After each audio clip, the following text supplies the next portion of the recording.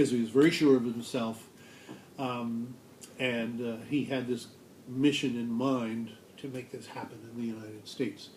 So if he did, no one ever knew about it. Maybe Lois, but I don't think he did. You know, he was so passionate about this whole movement.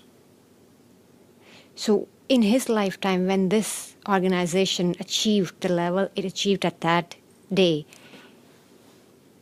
was did he have, would, Oh, he was very proud. oh, of course he was proud, but again, would he have, did he have any more ideas that he could not, when I said misgivings is like if he had any other ideas that he could not implement, could not bring them to be active.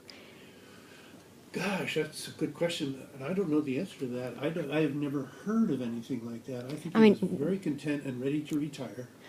because what he achieved is, trust me, it's just amazing. Oh, I mean, what he achieved goes on after how many years? Yeah. Still is alive and still goes on. It's amazing Truly is. what he started. Truly is. So, Morris and Dorothy not only started the Seeing Eye, which is amazing enough on its own, but they really started an entire industry that didn't exist before. Today, 2014, almost 2015, there are 87 schools in the world that train dogs to lead blind people. And it all started because of Morris and Dorothy. So they founded this school, but then so many other schools came around afterward, following on Dorothy and Morris's beginnings.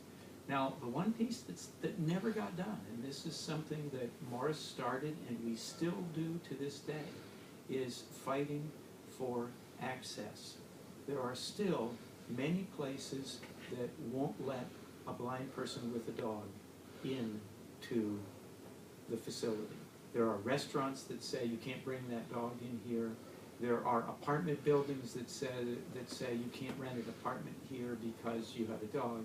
There are taxi cabs that drive away and won't pick up a blind person with a dog.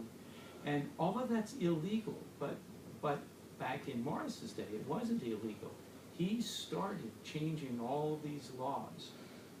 We didn't have the Americans with Disabilities Act, we didn't have the Fair Housing Act, and so many laws today that protect the rights of people who are disabled or blind with their guide dogs.